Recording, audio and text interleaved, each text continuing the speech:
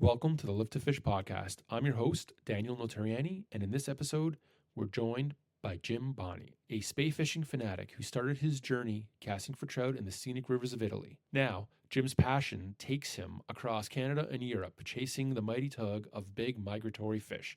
Because, as they say, the tug is the drug, and Jim is definitely hooked. From elusive steelhead and majestic Atlantic salmon to the monstrous muskies and brown trout lurking in the rivers, Jim's stories are as diverse as his fishing experiences. Get ready for an episode packed with excitement, knowledge, and a whole lot of fishy tales. One thing I'd like to get across, Yeah. and a lot of people don't know, Dan, is I've been fly fishing since I was 20 years old. All right. So the way I got into fly fishing is really, really cool. All right. Well, we're definitely And I've been into it 40 years, and Yeah. it's what I do 99.9% of the time. Like, unless I have guests here that we go up to here and that I'll use a spinner. But other than that, it's always been fly for me. So I'm a little, but I got that in my character. I'm a little ADD. Like Yeah. Being a coach. Has it always been like that? It's always been like that. Yeah. It's always been like that. When did you realize that? Oh, actually, Dan, I knew it from an early age. I didn't know I had AD. Well, I don't have AD, but I get fixed on one thing, and I go hard at it. I'm obsessed with it. Right. Same thing happened with swinging. Swinging, I mean by spey fishing. No keys in a jar? No, honestly, Dan, if I didn't get into spey, I'd probably be out of fishing. Yeah. Yeah, because I'd done all that. I did everything else. Like, I banged all the steelhead I wanted on nymphs indicating with a fly. Not because it was good, Dan. It was just because I was in a private river, knee club, and I was the first fly fisherman there. I was there before the guy. His name was Kerr. He used to write for the Sunday Sun. I was for the Sun. He was the fishing guy. Okay. Yeah, so I was there even before him, fishing this stretch of water, and you could walk on the fish in the gang those days, and had a lot of fun. Played around with a lot of different things. I fished for them with a dry upstream, like you would for little brown trout. Oh, yeah. Yeah, they'd come up. You get 8, 10 pounds, they'd come up and eat a dry, and I didn't know what I was doing. I was just doing it, right? And guys make a big thing about catching them on dries, right? Yeah, yeah. So I was doing that. 40 years ago, Dan. 35, 40 years ago. So yeah, been doing it a long, long time, and then got into golf really hard. Again, one track mind, can do only one thing. Fished a couple times in the summer. I lived in Aurora. I drive up here and fish the Grand, which I knew really, really well. Fished it quite a bit when I was into the fly fishing, and got out of the golf, moved up here, and fished this really hard 5, 6 years. Sort of got, there's only so many browns you can catch. Stop nymphing. It was too easy. It was. You can go an afternoon and just, get really big fish. It was really quite easy once you know where they lay. Yeah, yeah. Browns are territorial. They stay in the same spots. Yeah. I've seen some of those browns you catch. I don't know how you get sick of that. Well, you get sick of I wouldn't say get sick. You get more tired of it because I got into spey fishing, and that that hit, that tug is really, really a drug. It's something you keep chasing. So I got into migratory fishing, and that's steelhead. Then got into the Atlantic salmon, and really grabbed me hard. So the trips, all of a sudden you start going to BC. Well, you start first on our rivers here. And I'm a big fan of the Maintenance, my favorite river. I don't even know if I should say that. I want to say it. But some Lake Huron trips. And I'm a big fan of the Lake Huron trips.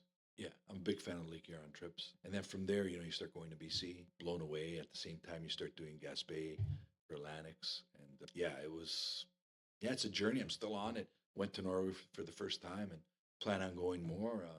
It's too bad with Russia. I hope in my lifetime to get there to fish for them, and things get better. And that's been my journey. And I've gotten away a little bit from the single hand. I still chase musky with the single hand. I think I like to chase stuff that's really hard to catch.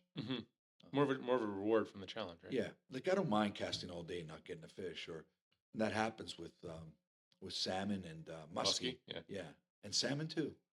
There's no rhyme or reason why they eat. Steelhead are a little different. Steelhead, you're pretty like.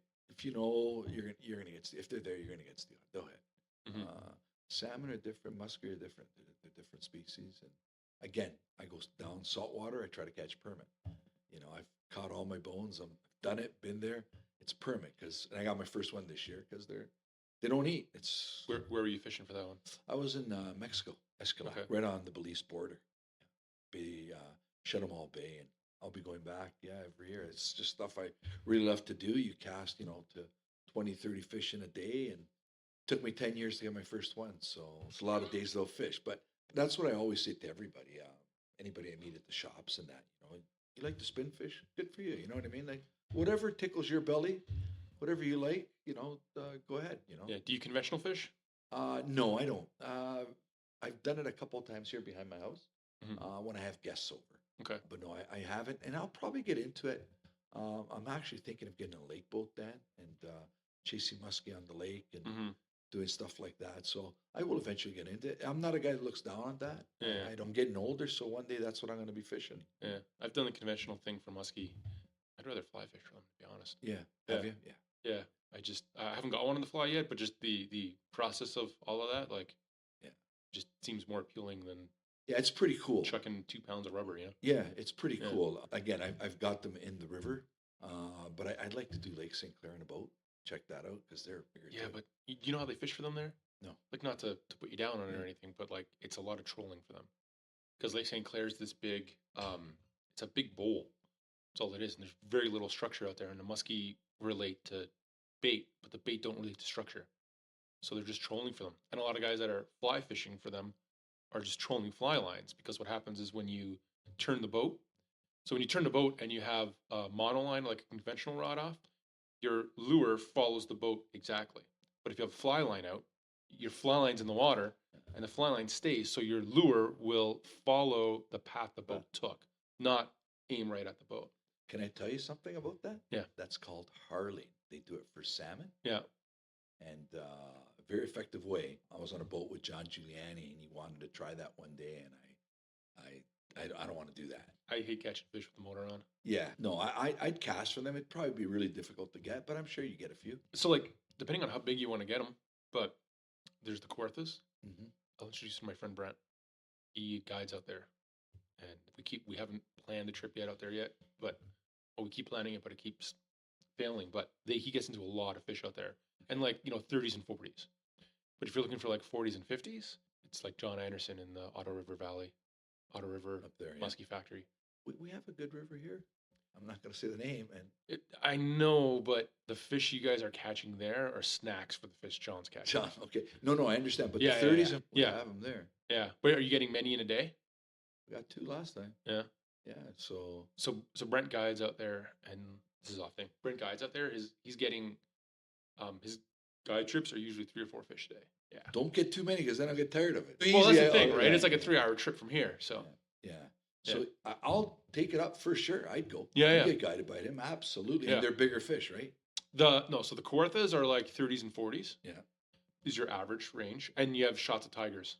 Oh, nice. Yeah. It's Yeah. a mix, yeah. But the Ottawa River, like, I think 53 was the biggest one I've been in a boat for.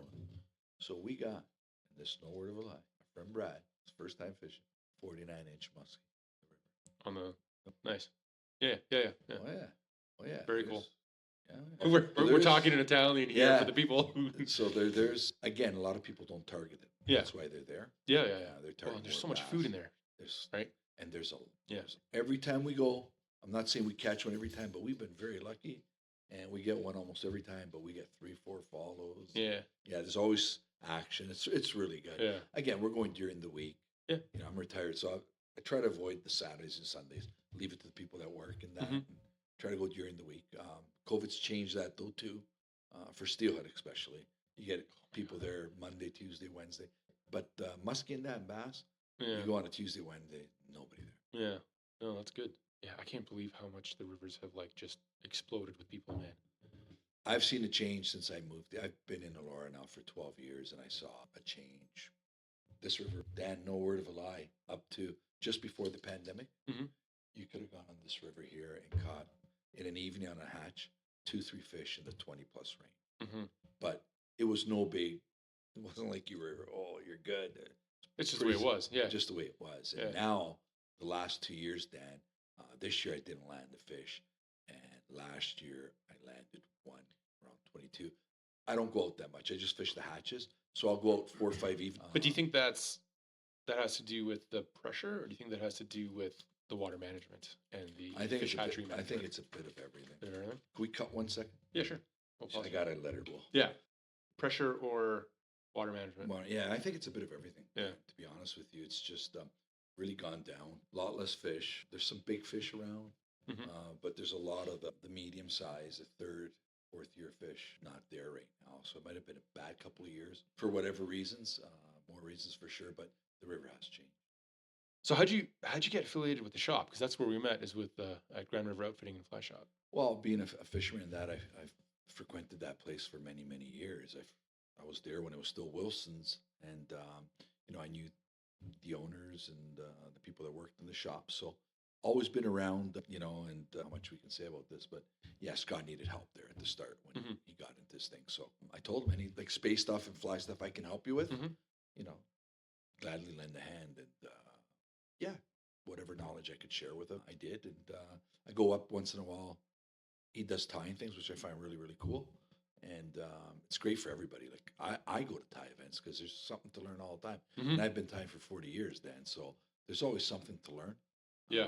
I think I've been to all of them but like 3, and that wasn't by choice. Yeah. But yeah. You pick up something from everybody. So 100%. And I find it great because it creates sort of a culture and like a place to be with other people who are thinking the same sort of things. See, I learned how to fly fish in Italy actually when I played there, and we had a fly fishing club in Bolzano, and I was taught everything in the club. And you met people, they shared, and the rivers, and it was amazing. I was 20 years old when I started, and it was a different culture there, though. I think around fly fishing. It was very almost purist. Okay. Very snobby. Really? Yeah, up But in the north. but still sharing and. Oh, they were sharing. Yeah. Oh, yeah. They wouldn't tell you everything. That's one thing you learn in this industry or this. You can show a lot, but you can't show everything. You just you can't, because people got to learn some things on their own too. You just can't. Yeah. It's like telling a person a spot, which fly to use, and where's the fun in that? Like I don't even want to know that. Actually, when I traveled to BC, I was shown a few things at the start, but I hardly fished those areas at all. I just walked and learned. And I've got my own patterns and colors that have worked. I'm a bit of a freak that way. I log everything, how many hours I swing a fly, what colors, water, color, which I find a lot of people don't look, but watercolor is really, really key for me. Steelhead? No, for sure. Different flies that I use. If it's really off color, just a tinge to it. I love fishing when there's a tinge. I think it's... Steelhead green. Yeah, they call it steelhead green. Yeah, it's that. My wife and my kids will... I'm like, oh, I went down to the river. I'm like, oh, yeah? What does it look like? And they're like, oh, it's muddy, or, oh, it's steelhead green. And I'm like... And then also fishing a lot in BC, because when I go for 4, 5, 6 weeks. And now we go with a boat. But before, I used to walk everything and on my own. And, you learn a lot. So a lot of years the water was low. I learned a lot. When tough conditions, everybody was complaining. I adjusted and, longer leaders, less weight, smaller flies, was able to get fish. So it really helped me as a Spey guy. Tough conditions made me a better fisherman because I had to adapt and try different things. Well, like you were saying, you started off with steelheading up at Gani on that private water there, and it's like privileged water, right? Like you get spoiled by it, and you do. You don't learn. You don't learn how to adapt. You don't learn how to get better at. Same thing happened to me recently with on the credit there. My one buddy was saying you got to switch to like a 20-foot leader. Just like, I don't want to fish a 20-foot leader. And he goes, he's behind me. He's absolutely annihilating me the whole day. So next time I go out, I'm like, let's try this 20-foot leader thing. And it's like, all of a sudden I'm catching fish. Yeah. And it's like, right, well, hey. And then there's nothing more important than local knowledge. Somebody that fishes a stretch of river and has success fishing his way, he's on to something. So, and if he shares that with you, you're lucky, right? Yeah. Because it might have taken you, who knows, 3 months, 6 months, a year, 2 years to figure that out, because it takes time.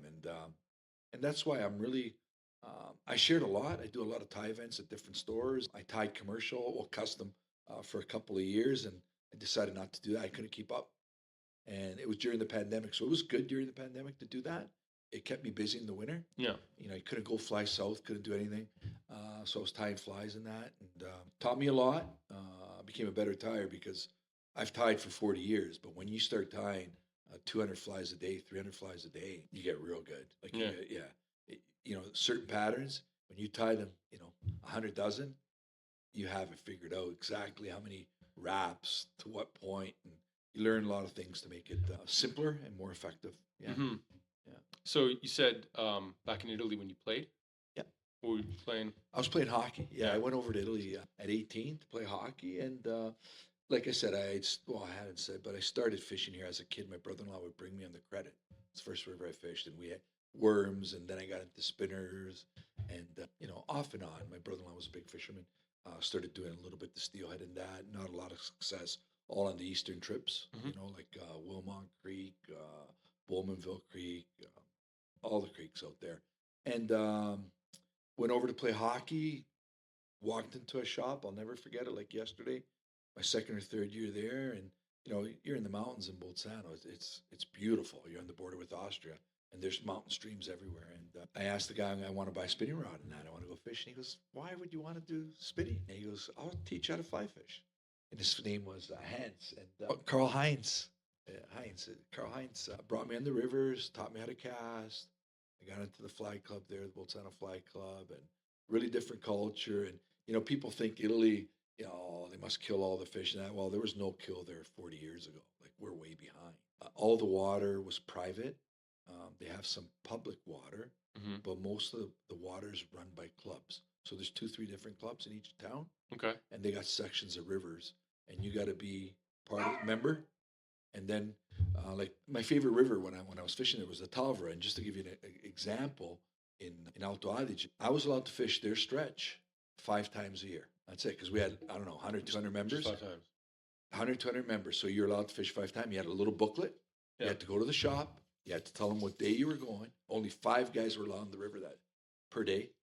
You get your thing stamped, and there'd be somebody checking you. So they were not pressuring the fish. They're trying not, there was no kill. You want to hear something really funny, Dad? Before I could fly fish, I had to study a book for 1 year and do a test, an exam in Italy. And they asked you every species, when they spawn, all the questions. You had to learn about the fisheries and the fish. It's like a hunting thing up here. Like a hunting thing here, and it was very serious, and you had to get that. You had to be knowledgeable of what you were doing, which I think is the biggest thing that's not here. Mm-hmm. I find when I came here, I saw how far behind we actually are. Because you see guys when I was growing up, or still now, carrying steelhead on chains alive. Like the first thing I learned in Italy is if you're going to take a fish where you're allowed to, you got to knock them. Like you got to kill them. Yeah, you got to kill them. That's at the least you can do for a sport fish. Yeah. But you see people here dragging chains and ropes, fish on alive. Like I've had friends from Germany come here and see that. They were blown away. Lose their mind, yeah. Well, yeah, because they say Canada. They thought, Canada's the dream for a lot of outdoors people, hunting, fishing. And then they see that. We got a great river here in Ontario, which could be probably the best river on the east side.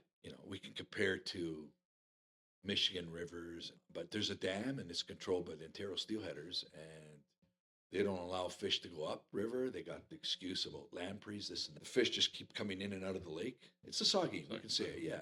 The Ontario steelheaders run that, and fish can't get up through. Really? Yeah. I didn't know that. Yeah, they're never going to tell you that. They're going to say, no, they can't. They don't. And they're fishing out of an aquarium, out of a barrel. The fish just moving around there. And it's 400 people, 300 people every day fishing Denny's Dam. And like, you look at that. It's a slaughter hole. Right? Just make the ladder work. Yeah. Take down the dam. Like, do something. That's an unbelievable fishery. What does the dam actually do there now? It's supposed to avoid lamprey from going. That's the whole thing. I thought they just do that chemical bath through there, no? During the season? I don't know. Don't ask me about that. I just know that it's a gong show, and that's a great river. Above Denny's, you can get some steelhead, absolutely, but not even close to the numbers that would be in that river. Yeah. But that's what it is, man. Never that's fished out east. Out west. I've never fished those rivers out west. Oh, man. Yeah, they're nice. Yeah. Yeah. They're bigger rivers, right? They're more, not saying BC size, but they're bigger than the eastern trips. Yeah. So that's the eastern trip, they're creeks. They're creeks, yeah. I mean, I love fishing them, but they are what they are. And I don't fish them, mainly because they're small. East, yeah. Yeah, and I'm a spey fisher. Like, that's the only way I fish for them. So I like to make that nice cast. And, yeah. Well, I was kind of goofing around it was Bowmanville during the spring run there. And everyone's fishing these deep pools. The pin guys got the floats going, the fly guys have got these indicators, so they're basically float fishing for them too. And there's like 7, 8 guys in this one little turn. It's a small little river. So I just go down to like the first little long run, and I start swinging, with a single hand, but I'm just swinging a fly, and I got like 2 of the bigger fish that were caught that day there. Absolutely. Because there's fish in there, and I'm like, well, they got to move through here eventually, and if I'm constantly pushing something through, You bump into one, right? Absolutely, Dan. But It's happened to me again. Learning experience. You go to some of my best days have been days where the river's been really pressured because mhm, if you stay in the best two holes, a lot of these guys push the fish out into the little rapids and yeah, riffles. So you can catch fish there all the time. Like mhm, steelhead could only take so much of a line going, bouncing in front of their face. yeah, They yeah. move out. We always joke it must just look like chandeliers going past them all day, right? Like, Yeah, and there's like, yeah, I don't want to get into. We'll go on. That's not what this is about. But we do have great. We have good fishing still. With water levels, it's really changed. You how know, fast they come up and down too. down, yeah, it's really Been changed. boggling my mind lately. Yeah, yeah. So you don't, if before, let's say 10 years ago or 12 when I started spey fishing, you'd get in a fall 30 days of good fishing. Like now, you're lucky to get 5. But yeah, it's changed from before. There's very few like optimal days where it's prime. Yeah. Well, the rivers come up and down so quickly now, and the water table's just a Unbelievable. disaster. Yeah, unbelievable. We don't have a lot of water and it goes down real quick. Yeah. So I think the fish are adapting as they always do. Mhm. I find that they don't hang around very long in the pools now. Mm-hmm. Like when they come into the river, they shoot right up. Yeah. I'm finding that a lot. So as an angler, you have to do a little more homework and find the pinch points where they're going to stop. Mm-hmm. So if before, let's say at the bottom end of the river, there was 20 pinch points, there's probably 2 or 3 now. Do you have like river access here? Yeah. Crazy. Well, my neighbors. I just Oh. go. I can go through this little storm creek, Yeah. but I got a clear path and he's mowed the lawn. Like if you ever want to do it, there's fish in there. The browns or bass? There's no more browns here. It's 5 years I haven't got a brown. Bass? Bass and pike Pike. and pickerel. You mean walleye? Everyone says that to me. They're different. There's no pickerel. Yeah, that's why. Yeah. It's a completely different like genus of fish. Yeah, okay. Yeah, like pickerel are part of the pike family. Okay. In the same family like esox, right? Whereas walleye are part of the perch, like the perch. But yeah, Yeah. I used to get when I worked at Bass Pro, I get into arguments with people about it. My manager would come out, and one time I heard him go to one of the other employees there, and he's like, "Guy Dan's talking to," and I was like, "Yeah." I'm like, "He called it a pickerel, didn't he?" Yeah. I just heard that, and I'm like, "Okay, sorry, our conversation's done, sir. I'll help you out with what you need." Like, yeah, yes, it's a trigger point, man. For sure. Yeah, so I love fishing Ontario. Like I really do. I enjoy it, Dan. It's something to do in October, November, December, sometimes even September, depending on the weather. But yeah, I'm a big BC guy. I leave here in not even a couple weeks till a month and a half. I know the run's not that great, but it's more than just the fishing, Dan. It's an experience around it, right? Yeah, it's everything. I know a lot of people there and a lot of friends and people that come from Italy, from Germany, from Austria. We meet every year, sort of Shangri-La get together, and people with the same sort of addictions. I'd call it an addiction. Catching fish a certain way, and I like to spay fish. I'm no purist. Like there's guys that won't use a sinking tip or guys that skate just a dry fly. I'm straight up honest with you. I catch them on a dry fly. I do it to limit my numbers of fish. There's just some days you get on a river and you do 3 passes and you hook 3 15, 20-pound steelhead and it's too easy. So then I put on a dry and maybe catch 1 or nothing the rest of the day. So I do that to limit myself, but I prefer catching them under than on top. Why is that? I don't like seeing them. Really? Yeah, for some people it's really cool. I like to wait for that pull and not seeing it, the feel. I'm really into the tug. Yeah, really into the tug. So you're into all those old school, like 70s, 80s, 90s slasher flicks. It's all jump scares. Oh no, I don't It's even just know. No. Yeah, no, I don't know about that, but no, yeah. it's just surprise. Yeah, surprise. Yeah, it's sort of a Yeah. surprise, exactly. But I don't fish heavy tips anymore unless I really need to, which could be in December around here.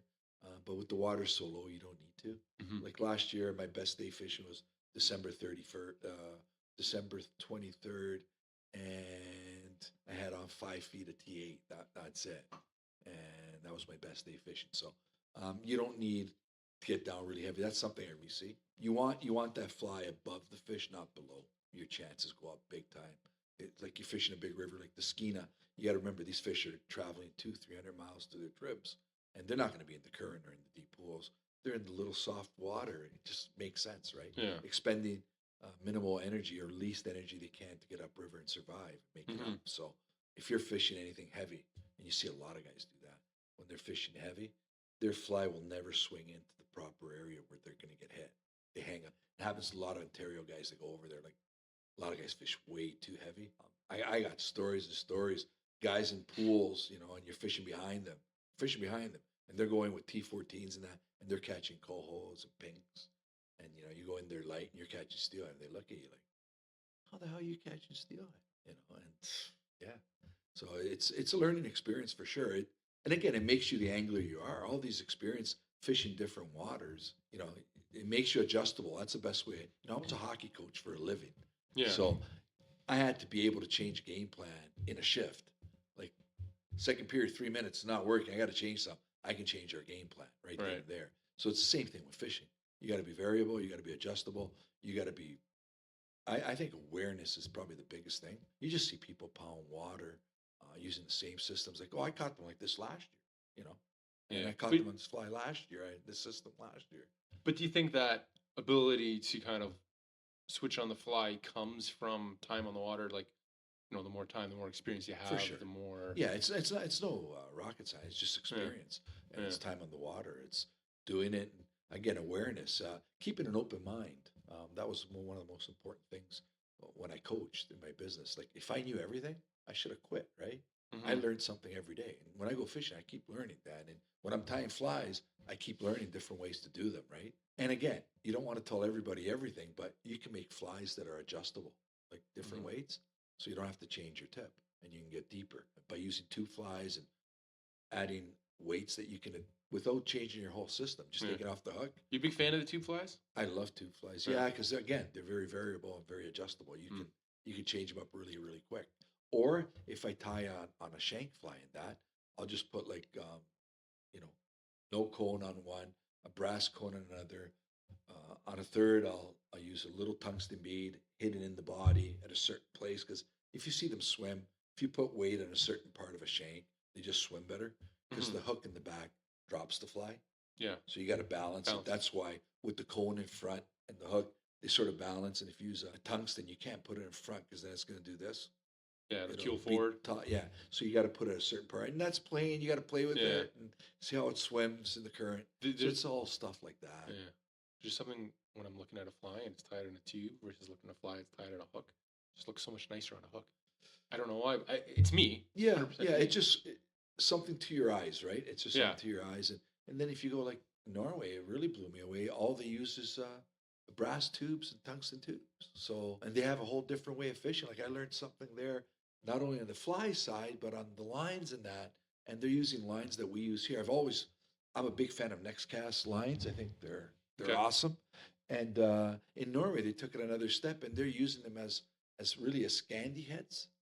And they got these 10, 12, 15-foot multi-density heads tapered.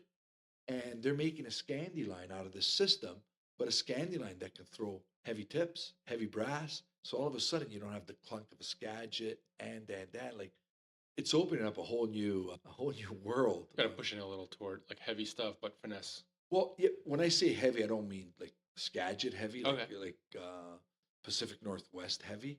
But you can fish stuff that, honestly, I don't go heavier than what they're fishing for Atlantics in Norway, and they throw pretty heavy stuff. But I just love that system, the line speed.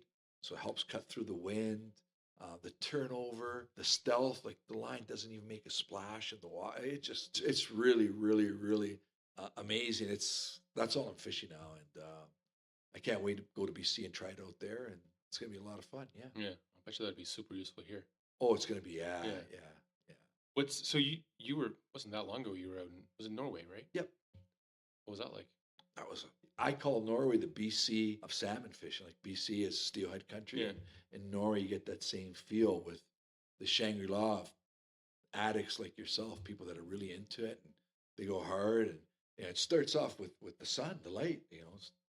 There's light for 24 hours. So, I turned 60 this year. Met a lot of salmon younger dudes, and 35, 40 years old, and they're fishing 20 hours a day. They're on Red Bulls and they're fishing hard, and I couldn't do that. 16 hours about the max for me. And Was you that your gotta- first time out there? That was my first time in Yeah. Norway, yeah, and I'll be going back every year. I Yeah. fell in love with it. I go a little early, the same like I do in Gaspé. I don't go when the big run comes in. I try to go in early, and again, I love the challenge. I love difficult fish, so I'm looking for big fish. And the two big ones I landed this year were over 20 pounds there, and Those you are the know, ones that you posted? the ones I posted, yeah, They were huge. yeah, they're nice fish. Yeah. There's bigger, but I'm really happy for my first time there.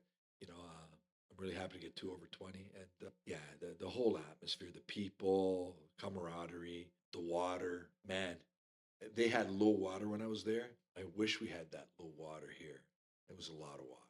Yeah. And the gradient is unbelievable. I fished the Orkla River, and there's a lot of flow. You cast and you swing. Your swing goes swing. It's a two-handed paradise, Spey paradise. Yeah, great experience. Nice. Yeah. So what's coming next as far as experiences? Or what do you want next? Well, I want to visit different rivers in Norway. Mm-hmm. Very difficult to get on certain rivers, a little bit off the track. I want to catch a Baltic salmon. That's my big goal right now. So that'll be northern Sweden, and they're really, really, really like if we think Atlantics are difficult to catch, the Baltics are even more difficult. They don't really stop. They're just going up. They're going hard, and they're big, and those rivers are a lot of waterfalls. The fish are huge and strong, and a lot of times you get spooled and they break off. So I've been following a couple of people that fish them really hard. It's a bit of a different fishery. You got to put on really heavy tippets, 50, 60, 70 pounds. You just got to hang on really tight. You can't let them run half a mile downstream. You're never going to get them. Yeah. Yeah. So it's a different fish. Yeah. Huh. Yeah. Yeah. It's really cool. Really cool. Baltic salmon will be the next. But now, like I said, I'm leaving for BC here in a couple of weeks, not even, and go have a good time with my good friend and have some fun. I'll see a lot of people, get back together with people out there. Always, it's like a second home. The rivers are beautiful, real special. Even if there's less fish, it's all right. I don't get a few fish the whole month or the 6 weeks, or maybe we come back early. I don't know, but I'm still excited to go. I'm tying right now for it, getting ready, and that's the next thing right now. So nice. There's really, for me, there's two key parts of swinging. There's your classic swing, where you have your normal tip that sinks whatever level you have, and it's a classic swing, right? And then there's the mow tip system, which again is from the out west guys, the Pacific Northwest, where they're casting these Skagit rods and that, and they have stuff called mow tips. You ever heard IMOs? IMOs? No. IMOs? No. So it's got a part intermediate, and then it's got sink. So they're 10 feet. Okay. And you got IMO 2.5 feet, 7.5 sink. 5 feet, 5 feet sink. 7.5 intermediate, 2.5 sink. And a lot of guys don't know this. I don't know if you want to talk about it, but you fish those different. So you're not casting 45 degrees down and letting it swing. Like you're casting almost across or even a bit upstream, and you're sort of I still can't. well, you're moving, you're directing that fly. So you're in a boulder garden. Okay. And if you know the river really well, Yeah. and you know how steelhead lay, I can drop it, lift it, drop it while it's swinging. Like I can throw a mend, right? So I'll lift it. It's almost out of the water. Drop it, throw a downstream mend. Now it comes in front of that rock and it starts coming up, and you just get whacked. So there's different ways to fish certain lines, certain systems. So that's if I know an area with rock gardens, boulders, not too deep, I'll put on IMOs. That's what I fish, right? Because I can control. Right. Well, it's much. I think it seems much more interactive than just. And you got to remember, if I'm only using a 5-foot head, I can control that 5-foot sink tip. Yeah, what I mean, right? Sinking part's only 5 feet, but if you have a 15-foot Type 3 or what we're fishing now, S3, S5, let's say sink 3, sink 5, dual density tip, that's 15 feet. Like you're not going to be able. It's down, it's swinging, and that's for the bigger 4 or 5 runs. The 4 or 5 footers, 6-foot run. It's swinging at you can, of course, that's a big thing. When I talk about swinging is, there's guys that mend and there's guys that don't mend or actually mend downstream. So mending, you slow the swing down, but actually what you're doing when you mend, you're letting the fly sink. And the proper way to do it, if you are doing that, when you mend, you should feed line so that the fly goes down. Yeah. And then when it starts swinging, the current grabs it and starts swinging it. Pulling it back up. So it brings it back up. But when you see, like, again, it's people that I don't think they've been taught right or learned, and so they'll just swing and they do a mend. Yeah. And so what all you're doing is you're lifting your fly back up to the surface, and now you're letting it drop down. That's not swinging, Yeah. right? And so by halftime the swing, it starts swinging half that pass you just did. You didn't fish it effectively. Right.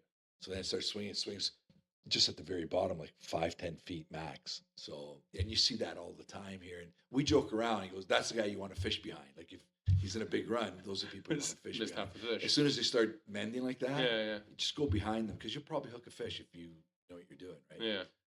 Well, I think like the spey fishing or the swing fishing in Ontario is fairly new, kind of a fairly small community. Like there isn't a whole lot of guys doing it yet, or at least doing it effectively. Yeah, I don't really know. Like I'm more of a loner. Yeah. And at the start, we fished with a few different guys, but I like to be on the river alone. I max with one guy. I actually don't fish. How would you say it? The runs that get hit really hard, Mm-hmm. but they have fish. I try to stay away. I just put my pontoon further upstream. If I get a fish, I'm good. But I see a lot less people. Yeah. There's a lot less fish, but a lot less people. So I enjoy that. Yeah. Right now, that's where I am. It was the same thing when I indicated on the Ganny. Like after I get tired and you start putting on a dry fly just to change it up and catch less. And the same in BC, right? If I hit 2-3 fish in the morning where they're there and they're aggressive, and you don't want to put too much of a hurt on them. I feel. Yeah. So you go to a dry. So you sort of now I'm just it's more about the whole thing, being out in nature, being out in the outdoors, and I love floating down in a pontoon. Yeah. That doesn't. Yeah, that never gets old with me. You're in the river. I feel I'm really in touch with the river when I'm on it in a pontoon, Mm-hmm. and floating down, and stopping, and drinking some coffee, just looking. Casting a bit. You do 10 kilometers. You're lucky you get one or two, but you don't see a lot of people. So Yeah. It's a good trade-off. I think. Yeah, Yeah. I that's where I am right now. Yeah. It's not about numbers. Absolutely not. I like big fish. That's why I fish the salmon in June Mm-hmm. or in May in Gaspé. The chance at a big one. This year we were in Gaspé 2 weeks. I didn't get a touch. The rest of the year before I got my biggest fish ever. So if you're chasing big fish, there's also trade-off. You might not get any fish. Yeah, it's like musky fishing. Yeah. So I like to go early in the season when they run. Same thing in Norway. I'll be going earlier and earlier, trying to catch big fish and not numbers, just really big fish. Yeah. Trying to make that encounter. That's what I call it. It's an encounter with that special fish. Yeah. Something about like really big fish that is just like takes you out of the moment and almost like an out of body experience kind of a deal. It's big fish is as spey fishing is addictive. Big fish are just as addictive. When you feel the wrist, the tail of a 35-pound, 40-pound salmon, it's their width and their. You can't close your hand around it. Oh, yeah. You think of the journey and how you were able to have a meeting with it, hold it in your hand for a minute or two, and let it on its way to do its thing. Especially when they're chrome and bright with sea lice on, just full of spunk, really strong. Yeah. I can go on and on and on. Same thing with BC. I go in August. The major people are usually there. Prime time's sort of 3rd, 4th week of September, and we're already gone by then. Right, we try to get 3rd week of August till almost the end of September, but you're dealing with a lot fresher fish. They're not colored up yet. Yeah, you prefer the fresh or the color? Oh no, fresh. Yeah. Like I've done the Gaspé thing in September, and it's not bad. It's nice, but they're colored up. They're ready to do their thing. I don't want to bug. Yeah. I really don't. Yeah. Like for the steelies, like when they got that bright red stripe down the side, and to me that's. Yeah, but they get that at BC. We like the river. One of the rivers I fished at Kispel, we had double stripe, 2 stripes of red. Yeah. Yeah. But they haven't been in the river system that long. Okay. Yeah, they're just starting to get colored up, but they're beautiful. A little rosy cheek. Yeah. The hens are the most beautiful. Yeah, Yeah. rosy cheeks. Yeah, it's.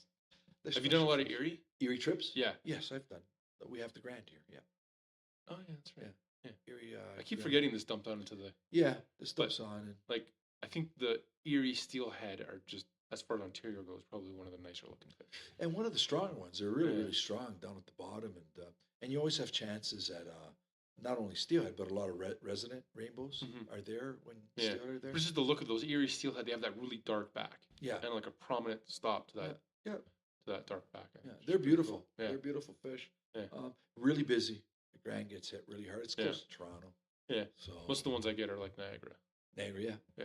And they don't get, well, it's not as many people fishing it, yeah. at least not on the upper. Okay, yeah. Yeah. No, here it gets really, really busy. Yeah.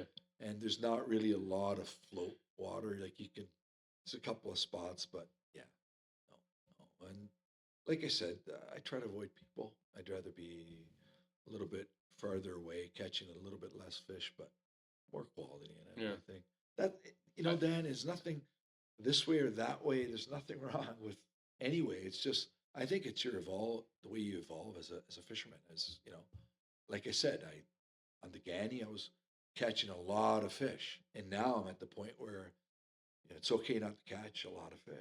Yeah. The experience as a whole. Experience as the whole, and especially where these wild fish live, like in BC or in Norway. These wild migratory fish live.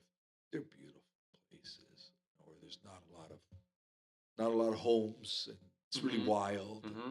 And, there's still bears and moose, and so that has a big effect on the whole thing too, right?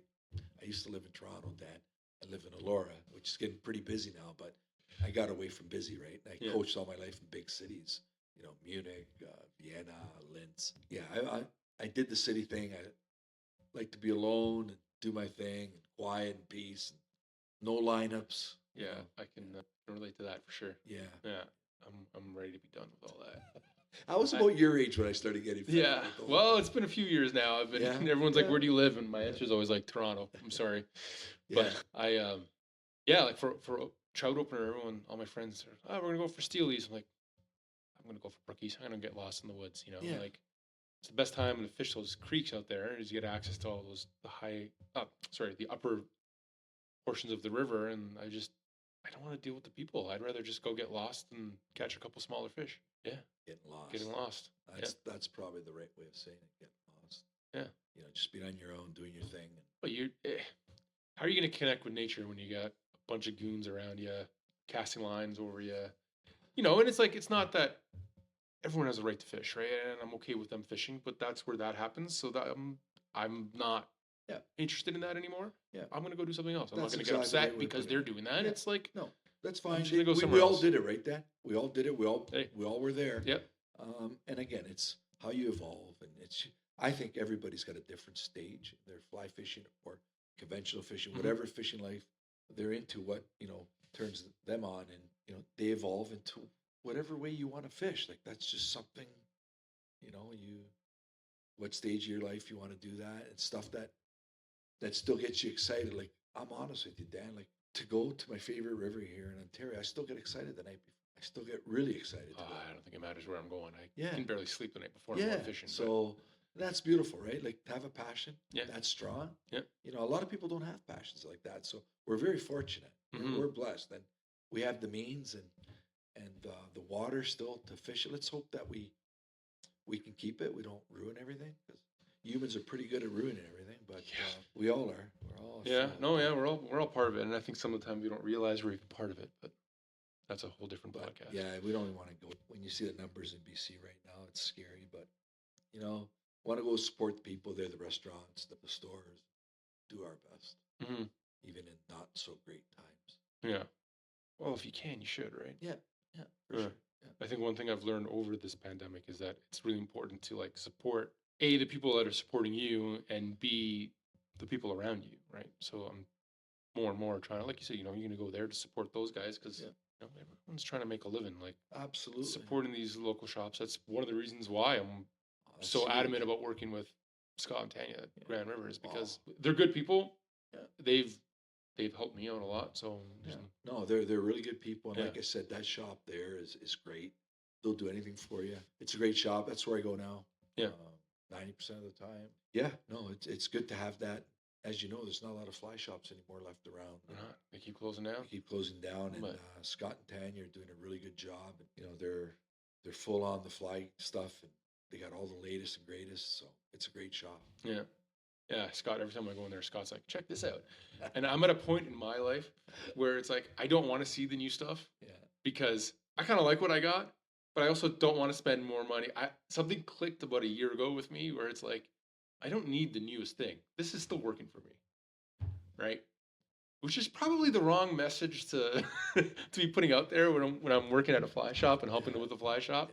But um, but he's constantly looking at things and constantly like always looking for the new thing. And I gotta be and honest. even with you and with I'm bad for that. Like Yeah. I'm gonna take you to my Thai room after. yeah You'll see. Yeah, Yeah. I love the latest and greatest. I love technology. I love it too. I'm finding a harder time dumping the funds and the resources into it, and it's just No, I understand. I'm gonna make it really simple. Mhm. You can fish a 10-year-old spey rod, and it'll do the job. And I'm gonna give you a very, very simple example. Mhm. It'll do the job. It'll cast. Do everything you want. You can fish the new technology rod and get blown away. There is a difference. So one of my favorite rods when I started was a Death Star TCX, Mhm. 12 and a half foot. It's rated 7, but it's really a 7. It weighs over 9 ounces. So in Norway, I fished a 15-foot, 10-weight nab, and it weighs under 7 ounces. That's a big difference. That's a huge Yeah. difference. And I'm going to put it to you very simple, like Gary Loomis says, who I find is one of the best rod designers ever. And he compared it to a diving board. So when you go on a diving board, you jump up, you spring, how fast that board comes back up. The lighter it is, the quicker it's going to spring back up. That's the same in a rod. That's how he compared it. So when people say, oh, it's only lighter, doesn't mean much. No. It means a lot. No, it means try to make something lighter and better. Yeah. And that's what they're doing. Yeah. The technology right now is scary. Yeah. Same in fly tying. We can get into this because I love the look of classic flies, but they don't catch as well as modern flies. They just don't.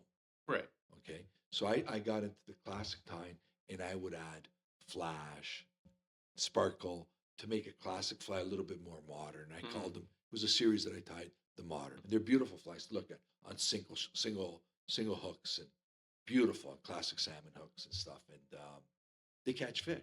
Yeah. Now, do you think, and this is what I ask people, do you think one of the tyers from 70 years ago that was tying classic flies, if he had these resources, Would have used them. would have used them? It's a no-brainer. Sure he would have. They're Yeah. trying to catch fish. Yeah. And They were You trying got- to catch dinner. well, yeah, Yeah, also too, right? right? Also too. But so why not use this stuff that we have, the technology? It's like, would you still watch black and white TV today? You're asking the wrong person, but I know what you're getting at. You understand what Yeah. I'm saying, right? You got color TV, so Yeah. you can watch on a 16-inch screen like they did 50 years ago, Mhm. or you can watch on our 80 inches today. I'm not saying it's wrong. If that's what you like, it's fine. But Yeah. that technology, we got to admit, there is. Yeah. technology. And I'm not trying to say I'm against the new technology and stuff like that. It's just there's a certain same thing happens with photo and video, right? Every year a new camera comes out, or every new rod comes out. How much different is that new rod 1 year to the next? Do I need to put another $1,200 into a rod? No, Do you're I need to absolutely drop right. another $6,000 on a camera because it has a couple different features? Like, Yeah. unless it's gonna, like definitely a lighter rod, but if it's only a half ounce lighter, it's gonna be a huge difference, right? But when you're fishing 6 weeks somewhere, Mhm. and your rod is 3-4 ounces different, 4 ounces is a huge difference, though. it's a huge difference. Yeah. And especially if you're not casting properly Mhm. and not using your bottom hand, I'm talking on Spey, Yeah. and really forcing it with the top hand to Yeah. reach certain You're gonna blow your areas, shoulder out. you're gonna Yeah. be in pain, right? So it's not only about lighter, better, there's a lot of advantages to it too, and the fight, the feel of the fish, the sensitivity. I find that unbelievable. Like I feel every tap Mhm. with the new graphene stuff. Well, it's also the way they're making the rods. So, I was talking to the guys that designed the new Daiwa bass rods, and the guy that was with me said, "How come you don't put a hook keeper on there? Or if there are hook keepers there, the hook keeper's underneath the reel seat." And the thing is the more wraps and the more things you put between where you hold the rod and the tip of the rod, the more things there are to dampen the vibration in the rod. So the less you're going to feel. Taking that reel seat, it's 2 wraps of thread and the reel seat, and you put it underneath is a big difference in the amount of Sure. vibration that ends up in your hand, right? So Because they're so far ahead now in technology, that little thing will make a huge big difference. on a rod. yeah. So what got you into swinging? What was like? How'd you go from nymphing to swinging? Good question. The way it actually happened. So I was 48 and I was still working, and I had bought. So I was into single hand rods. I like the cane, and I love reels. I love older reels. So I was into the Hardy thing, and I wanted to gift myself something special. And there was a gentleman that I'm in Munich, Germany, and I'm on a website, and the guy's in Paris, Ontario. He's a good friend of mine now, Julia Van Gordon. He had a reel to sell that I ended up buying. It was a 3-inch 1912. So 110-year-old reel. And this was December, January. And I was coming back from hockey in May, June. So I went down to his house, met him. And lucky, I wasn't spey fishing yet. He had all these big spey reels from Hardy that he was getting rid of. But I don't want those big reels, right? Stuff the trout. So we became friends, and he was a spey fisherman. And eventually he got me hooked up with his little spey crowd. And I'll never forget the first time I went out. It was an amazing day, had a lot of fun, and I was hooked. I was hooked. Since then, that's all I fish. And I do a little bit of trout, but a lot less now. I'll fish, like I told you before, 5, 6, 7 evenings at the lower section here on the Grand. So is that just like you're just out of it, not interested in it anymore? Not or interested. Is it No, a timing thing? just no, not interested in trout. Don't have a big interest in it. Like I said, I'd rather go for musky, float down a river. Yeah. Not in a lake, floating down a river. Yeah. In a drift boat, my drift boat, casting for musky than I do catching a brown. I know I live right on the river here, but yeah, I just been there, done it. That's, it was like my golf thing. I golfed for 20 years. I golfed hard. I had a place in Myrtle Beach. That's how bad I was, right on the golf course. So as soon as hockey season was over, I go there for 6 weeks and golf 2 rounds a day. So I did it. So you played for the Leafs? Yeah, Dan, don't kill me here now. Yeah. I get tired of things too. Yeah. If I do too much of it, I get tired of it. Swinging, I guess you can't do too much of it because it's a very short season. Salmon, steelhead, the season is really, really short. I guess that makes sense. Yeah, so you're always waiting. There's all this wait time between your fishing. So like, I'll go to BC, fish hard, come back, end of September. Might have to wait. You never know. You might be fishing middle of October. You might be fishing middle of November. You never know now with our weather and that. Yeah. So there always seems to be a big wait before you fish, and then you fish till, let's say, if it's a good season, you fish till Christmas, and then you wait again. You wait till May to go salmon fishing. So you can never do too much of it, I think. That makes sense. Yeah. But that's where I'm at. I'm loving it, loving everything. And I take it a step further with, tying. If you tie and want to catch fish on your own ties, it's a beautiful hobby. You think about it. It completes everything. Yeah, I'm at a point now where I have a really hard time buying flies. I just like, if I go to a spot and they're like, oh, this is what they're catching on. Scott's gonna kill you. Hey, but this thing is I tie, right? I tie a lot. So, no, I understand. But when I go to a spot and like they're like, oh, these are the flies you got. This is what. Okay, yeah, I'll grab a bunch. But it's like I feel more rewarded catching a fish on a fly that I tied than on one that I bought. Yeah. I just feel like, especially if it's like, well, you mess with patterns, right? Like you don't always tie them the way they are. So like if it's something that I did to change that pattern, and all of a sudden I'm getting them on that pattern, it's like even just that much more. Yeah, I love the guys that say the pattern doesn't matter. You know what? It doesn't matter if you're first guy through the pool and there's an aggressive fish. Yeah. But trust me, I've been in enough pools all over the world where there's guys in front of you, you end up behind for whatever reason, and you change pattern, you change setup, you hook a fish. It happens all the time. And you can say, oh, it's luck, but if you're fortunate and you're a guide and you're on a remote river, you're floating down a river, and you say, yeah, fly doesn't matter. Sure, if you're first in every run, it probably doesn't. But we don't live in that world. All these rivers, even in BC, a lot of these pools have been hit in the morning. You go there after, you're going through fish that have been bothered, been disturbed, and they've seen that 4-inch intruder many times, that black and blue. They've seen it, and you throw something different. I learned a lot that way. I'm honest with you. I fish pressured pools, and steelhead will eat really, really small flies. You'd be surprised. Last year, the majority of my fish came on a tiny little egg pattern, or it was a number 12 copper john. Yeah. Steelhead. Yeah. Steelhead. Yeah. And it was just pressured water and super clear water, like the tribs out east. And again, I'm not saying that, just from my experience, I really believe there's a time and place for the 4 or 5-inch intruder, colored, high water, whatever. But on a normal day, on normal 2.5, 3 inches, my sort of go-to size. But if it's a pressure pool, clear water, I go down to an inch, swinging little flies. And are they still like bait fishy imitations, or are you moving A lot, toward? a lot of muddler type, but Okay. little tight, a little different. Okay. And depending, you got to get them down a Mhm. little bit. A lot of times muddlers stay on top. So if you don't want to fish Lot of anything push. heavy, Yeah. yeah, I believe that little fly with sort of a muddler head, but you got to have some kind of weight inside the Mhm. body to get it under the surface, at least a foot or two, and then it's pushing a lot of water, but it's really small, Okay. and that could cause like you can wake up stale fish like that. Mhm. You can get hits when they've been off for 4 hours and not hitting. And you go through a pool with stuff like that, you can get fish. It's happened a lot of times. So again, I'm not one of those guys. Dan, this is the difference. I actually fish. Yeah. A lot of guys write books and they're doing a lot of stuff. And don't get me wrong, beautiful, share knowledge, Mhm. whatever. But I'm sort of when I preach something, I actually Yeah. do it. I'm doing it like I'm fishing. Yeah. Like Well, it was interesting. Like when we first, like Scott introduced us, he was like, "Oh, you know Jim Boni?" And I'm like, "No." And he goes, "You don't know Jim?" And I'm like, "No.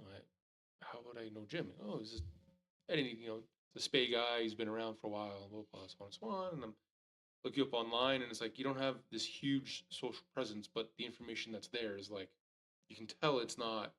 It's warranted because it's from experience. from experience. That's Yeah. what it is, Yeah. Dan. Yeah. And Again, I'm privileged. I understand that I get yeah. to fish 6 weeks in BC and I get to fish every good day in Ontario. Mhm. I'm not working, I'm retired. And I've been that way since I was 50. Mhm. So, but I actually put in the miles. Like in BC, a lot of guys, they think it's easy, but I put a lot of miles on my legs. Mhm. I walked into a lot of places that nobody will walk into, right? Yeah. Just a lot of time and effort. And again, through I think it's my coaching background, trying to figure things out, understand, because to every way to do things, there's different ways to do it, Dan. So I've never taken one thing and said, this is the way to do it. Actually, again, through unbelievable mentors in the coaching industry, and that, whether it's unbelievable people, good people that share a lot of knowledge, one of the best tips I ever got. So when I write my daily practice plan, to throw it away after, because that way you got to think again, something new. So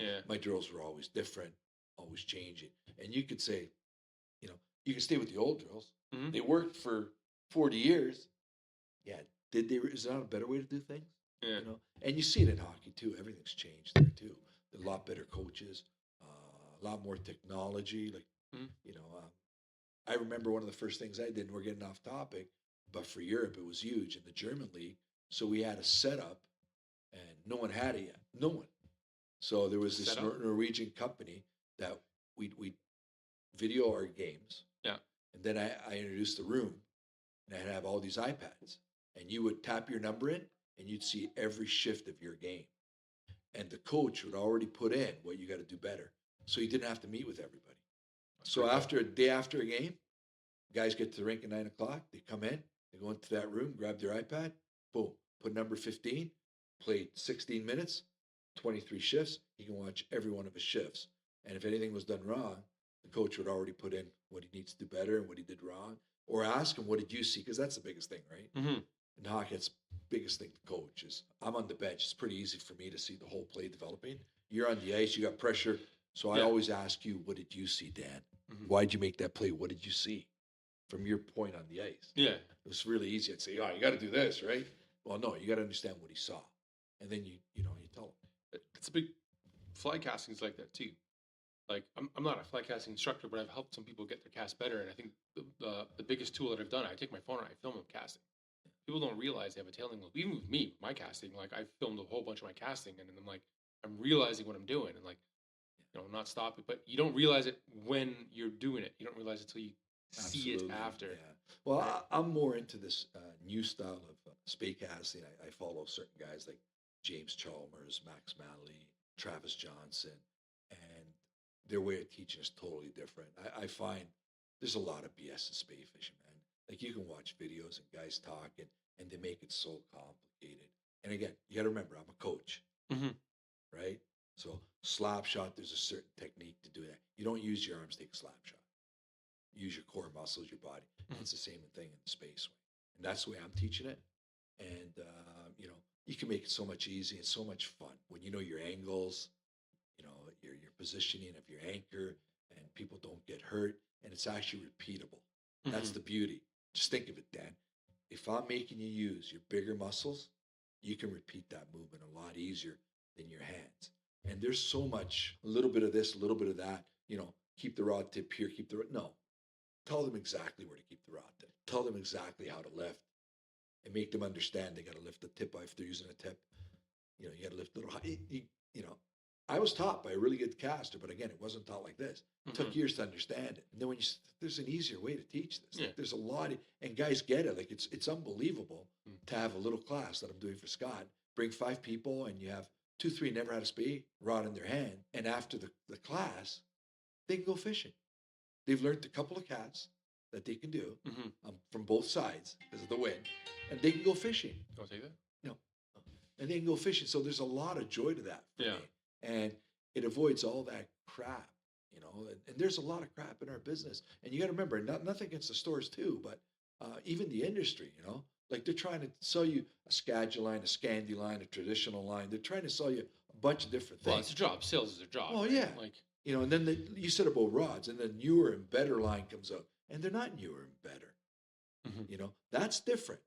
That's a real difference. Like I'd rather spend money on lines, on good line, than 3 different kinds or right. Like there's like you can buy certain lines now and put yourself a pack of multi-density tips and a couple of IMOs and you can fish. And you don't need to buy Scandi, Skagit, short belly. And it confuses people. And again, I love the more people that spey fish, the better it is for our rivers.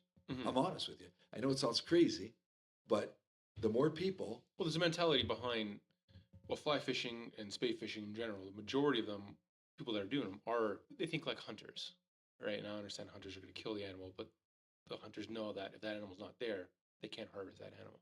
Fly guys, in general, I think, or the majority of fly guys think that same way. If the fish aren't there, we can't fish for them. That's right. And the more friends the river has, the better chance the river has 100%. To survive. 100%. So, and it's a, I'm not saying a better way to fish, but it's really less disturbing way to fish. Why do you think that? Oh, they're not. These fish aren't getting flossed, Dan. They're not getting. Okay. They're not. Like I don't know. Steelhead's a foot, 2 feet off the bottom, and it's big. You're swinging 2, 3, 4 feet below, so the fish is always coming up in that. Whereas if something's bouncing in front of their face all the time, that's the way I see it, Dan. It's just the way I see it. Right? I think it's less disturbing, less pressure on the fish. Well, you're making them make a commitment as opposed to.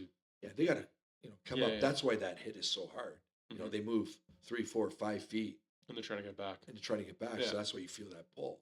A lot of times you don't feel the pull. The thing's jumping 15 feet up in the air the other side. And you say, what fish is that? And then all of a sudden your line goes tight. It's beautiful. But, if you're in for big numbers, you're not going to get into spey fishing. It's a part, of your fishing life where you've caught a lot of fish. Yeah. You've caught them. You've done that. You want to do it a different way.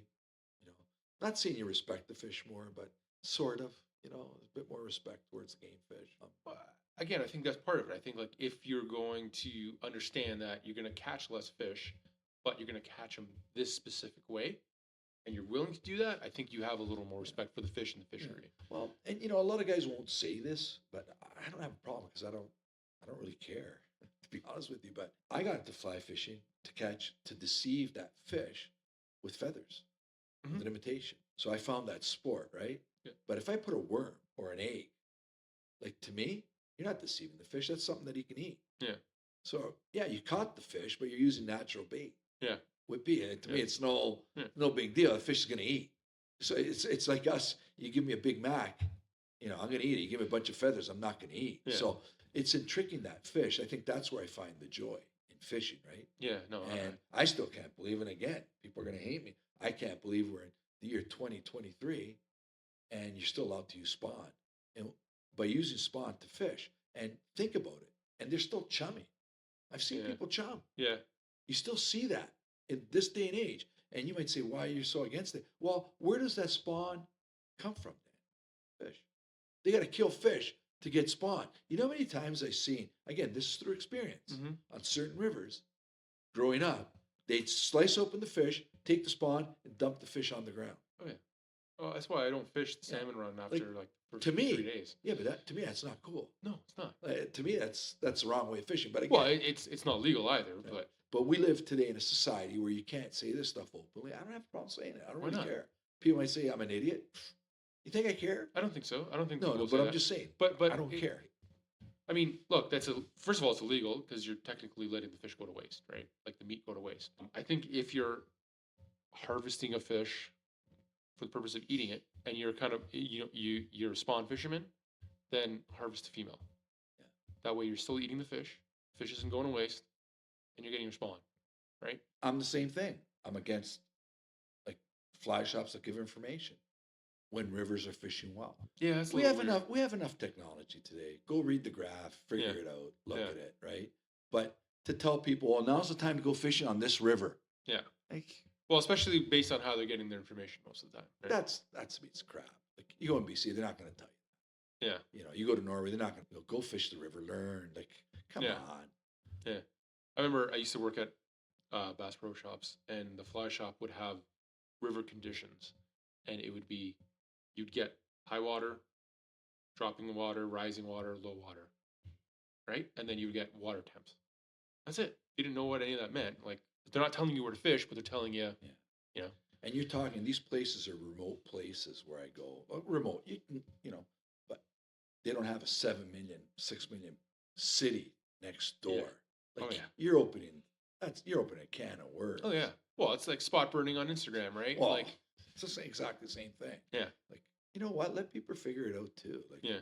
there's more to fishing than just that. Like, if you want to get taken by the hand and go fishing, hire a guide. Yeah. You know, hire a guide. You know, that's what they do. But I think there's a lot instinct. We live in a world of instant gratification. Nobody wants to put in the time. They want to go there when the fish are there, when it's hot, and they want to fish. Mhm. And you know, I'm still a bit not old school. Now you learn. It's about learning. Yeah. It's about the experience. You go up, Yeah. you don't get a fish. You go, oh, okay, at this water level, the river fish is better, or at this color, or after how many days of rain. You know, you learn it. Mhm. But now everything's sort of, you know, being told. Like, Yeah. and I don't understand why. I don't get that, because we say we're friends of the river. Are we friends of these rivers? Are we by doing that? Not always. No. I You do. know? Well, so what I think 10 years ago, you'd go into a shop, they'd give you the information, they'd help you out. I think most people understand that, like you said, we're privileged in the sense that we get a lot of time on the water, right? Gives us a lot of opportunities to learn this stuff. Not everyone has that. 10 years ago, unless you hired a guide, you go to a shop, you get some information, you go out, you try to figure it out. I think the average person might fish 10, 15 times a year. Yeah. Right? It's not enough time to really figure out a river and learn a river. Yeah. What's changed, so I don't think the mentality from these shops and these people have changed. What has changed is the spread of information. So now you put something on Instagram, these guys that are used to sharing this information don't understand that it's going out to 10,000 people that yeah. live within 20 minutes of them, right? Yeah. And we're not talking resident fish, Dan. Yeah, I understand that with resident fish. I understand that. Oh, the drake hatches on and whatever. Like you can, you know what I mean? You don't. Yeah, but sharing that the drake hatches on is different than saying yeah, the X fish are pool running. is, Yeah, you know, or Y pool is.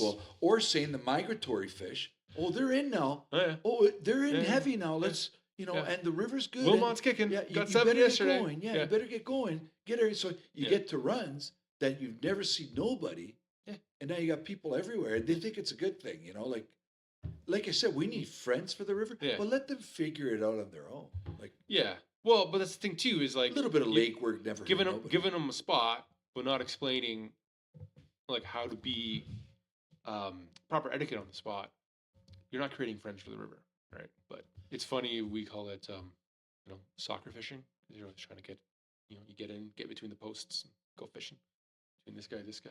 Yeah, I did that as a kid. Like I said, growing up on the Beaver, Yeah. the Georgia Bay Beaver River, and Such a hard time fishing. Wilmot and all that as a kid. That's where my first steelhead experience came. And if that was fishing, I wouldn't have just Yeah, I have such a hard time on the Beaver because every time I'll get there, I'll go with some of my buddies who do a lot of the steelheading, and we'll pull up, and I'm like, oh, there's nowhere to fish, and he goes, what are you talking about? And he'll grab his gear, And like there'll be guys as far as apart as we are now, which is probably 5 feet.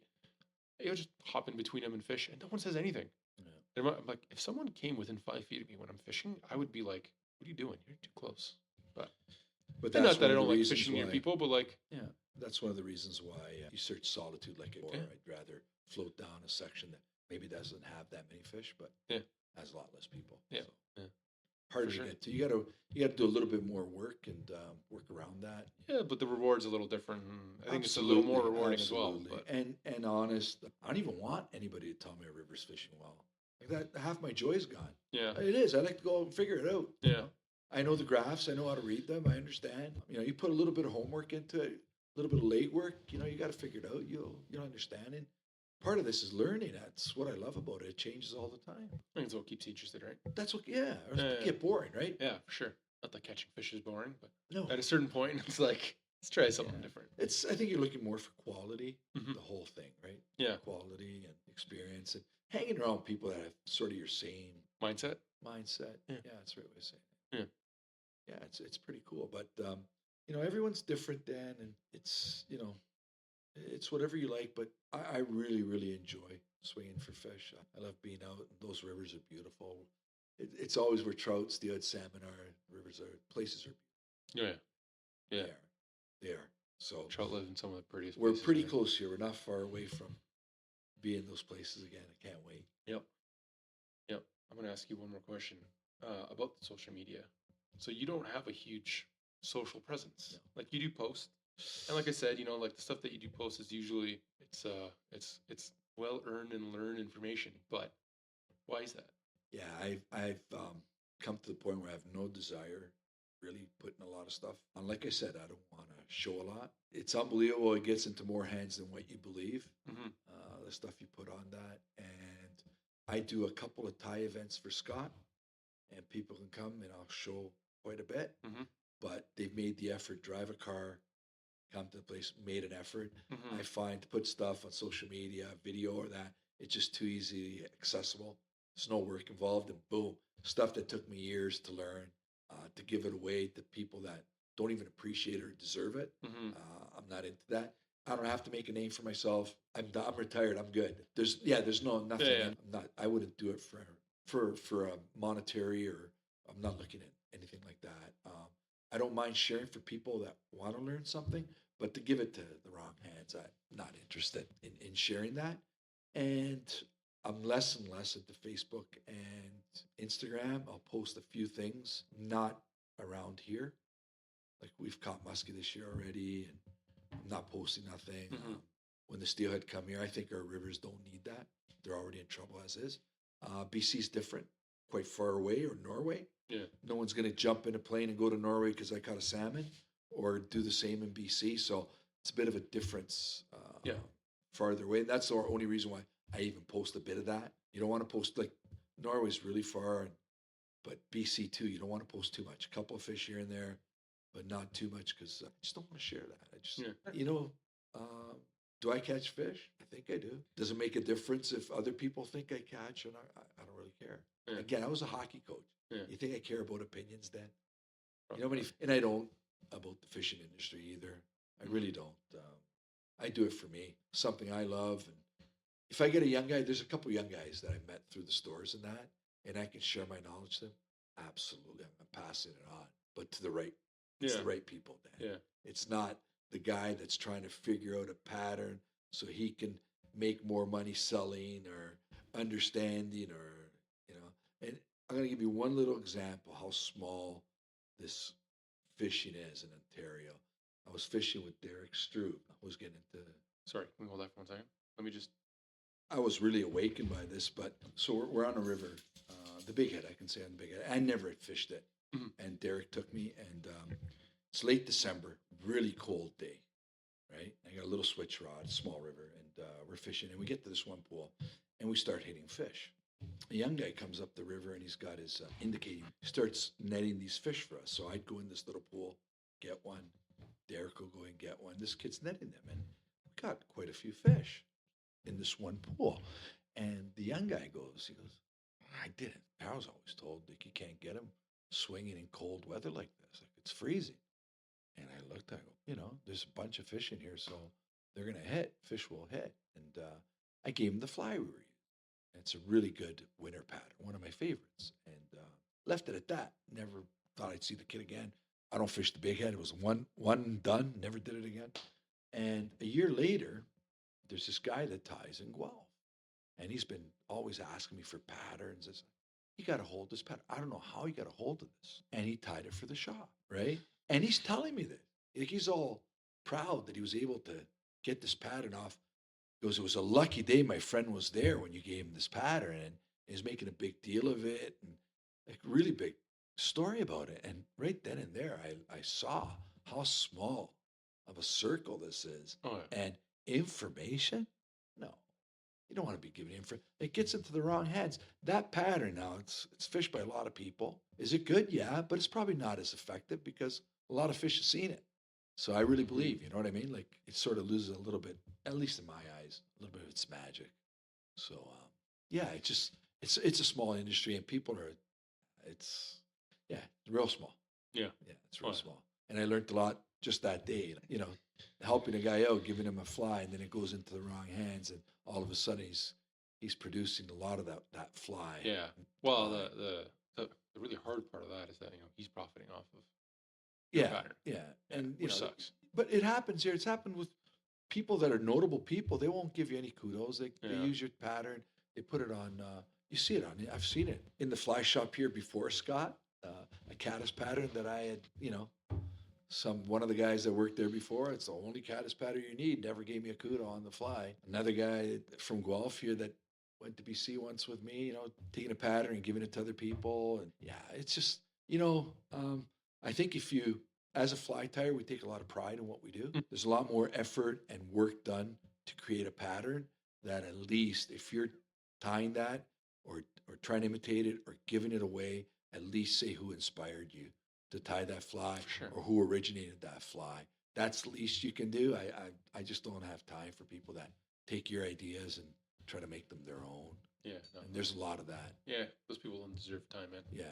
There's a lot of that around here. I respect tyers. Like I got my favorite tyers, the Senyo, the French. They're guys that inspired me to tie. Like I learned so much from them, but I will always, always give kudos to, people that I've learned from or gained an advantage from. Oh, you have to. Otherwise, Dan, I come from the hockey world, so if I had coaches that mentored me, and I owe a lot to them, my career, and without them, I wouldn't have been able to do what I did. So how could I not?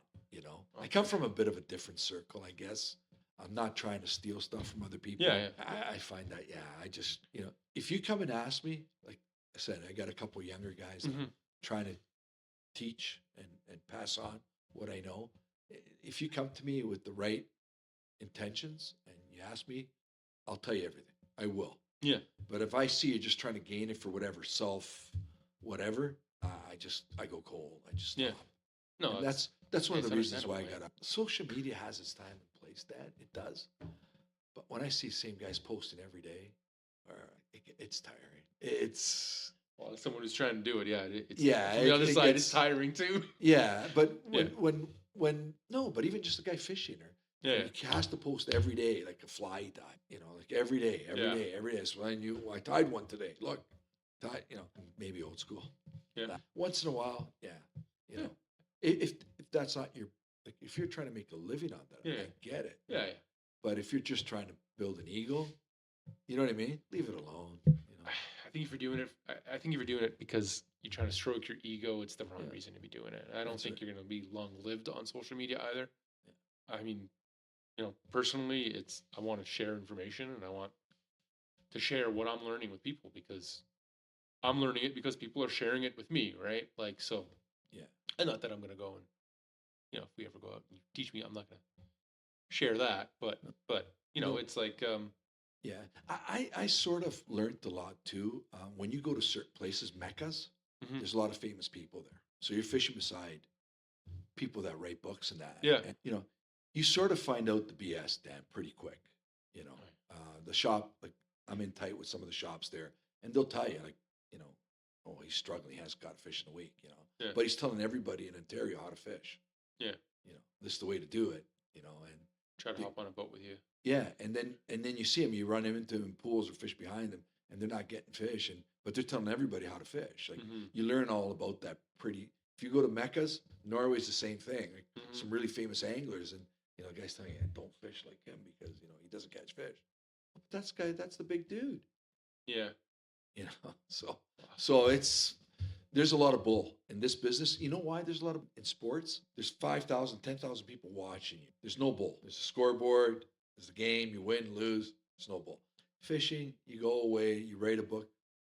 What are your credentials to write a book? Yeah. Well, I did this. How do I know you did this? Yeah. These gurus, and you see them. Like if you go around, you see all these gurus, and you shake your head. You go, man, But hey, they just got out their new book, right? Yeah. So, and people don't like to talk. They want to, we live in a society now where everything don't ruffle feathers. It's all good. Everything don't be mean, be nice, and call crap when it's crap. Come on, man. So it's the it's like society we live in now, and unfortunately it is. it's sad, but that's the thing about the fishing, especially the mystical spey fishing. There's a lot of talk, but you don't really get to see, right? The facts. There's a lot of talk. Yeah. It's all based on theory and talk, and and you're reading stuff. And half the time, honestly, there's guys writing books that shouldn't be writing books, Dan, in this industry.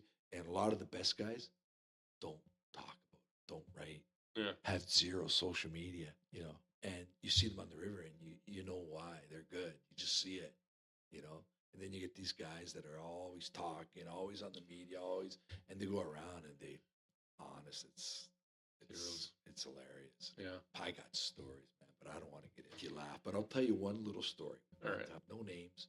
We're in a famous run in BC. I'm with a friend, and there's this guy with another guy that writes books. Fishing. This guy who writes books looks at fish. He's fishy as hell. My friend goes tail the fish, got him in the dorsal. Oh, jeez. Hold on. So he comes back, goes, nice snag. All right. Go down the run. He hooks another one. And the guy, his friend, buddy goes up, snagged him.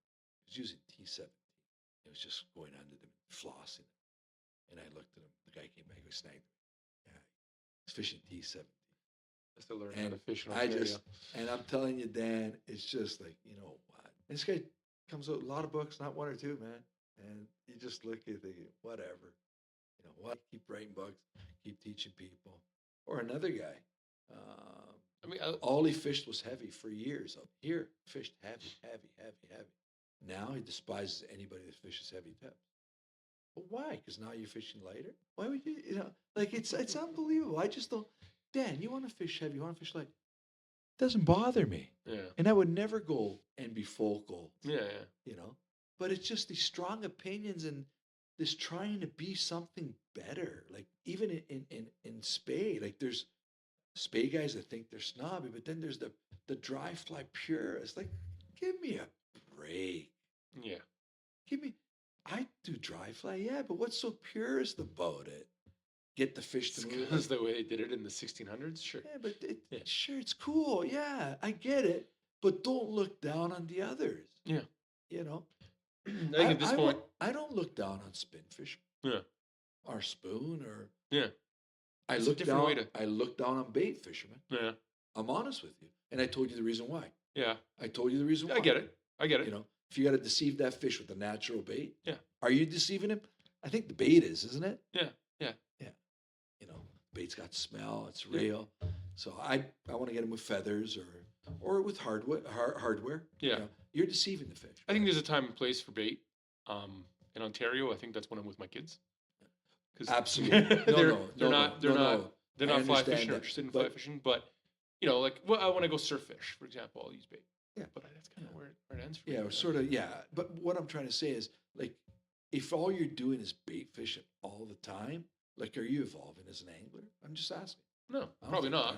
But I think if all you're doing is bait fishing all the time, you're not looking to evolve as an angler. Probably, yeah. Yeah, I guess right. Yeah. It's the same thing like the guys with the dries, right? Like, or the dry purists. That's their opinion. That's the way fishing should be. I think everyone has their own opinion, and not everybody wants to do what everyone else is doing. Yeah, that's fine, right? It's like no, and again, not like I told you, dry fly, nymph, streamer. I don't care. It's all the same. It's all good for me. Yeah, spey fishing, dry line, tip. it's all good. Yeah. It's And I definitely agree. If you're going out there to get spawn to catch more fish, and the way you're getting spawn is by slicing open a fish and dumping them in the river. I don't know how I feel about chumming. That seems a little weird. but a lot of people do it. Yeah. I see it on the river. Yeah. Guy, throw eggs in Yeah. before he. Yeah. So, again, Yeah, everyone's got but their own way of again, doing Dan, things. people will hear this and say the guy's an idiot because I called out people. We live in a world where you don't want to be called out anymore. Shouldn't have any opinions. You know what? I got opinions. I don't really care what Yeah. you think. Yeah. So that's You got opinions, they're going to have That's opinions. what I mean. Everyone's going to have opinions. and you know The what? bottom You're line offended. is- Oh well. You know what? yeah. Get unoffended. Yeah. That's it. Done. It's okay to be offended. Yeah. I think it's okay to be offended. It means that you have a strong opinion about Yeah. something. And as long as you're not doing something unethical Yeah. or immoral, But I'm entitled to my opinion too. So 100%. You Yeah. I think if you get offended by something, you can't be upset that someone else is also offended by that's right. That's right. by No. you or by something that you But do or yeah. by the fact that you're offended by But you that. know, So how things are nowadays, Dan. It's changed. It's Unfortunate. different. Yeah, you can't say a lot. You can't do it. You got to be very careful. Again, it is what it is. But I don't play by those rules because yeah, those rules don't really. I'm not involved in work anymore. you don't have to I'm worry my about own getting man, fired or yeah. canceled. I'm my own man, Yeah. so you don't like me. Yeah. Who cares? Well, I think you know me well enough at this point to know that I'm Yeah. kind of in that same boat where I really couldn't care. Yeah, and in today's world, I think you got to be like that too. Yeah. Dan. I think there's slowly, but there's definitely a shift back into that direction. Back to I things hope going so back to because again, it's weird. it's different times. Yeah. Man. And just leave it at that because we can go on forever. Yeah. Anyways, I really appreciate you sitting down and talking with me. It's A lot of fun. always a great conversation. Thank you, Dan. And hopefully we do this again sometime soon. For sure. Yeah. All the best. Thank you. Thanks for listening to the Live to Fish podcast. You can check us out on YouTube, Instagram, Facebook, and at www.live-2-fish.com.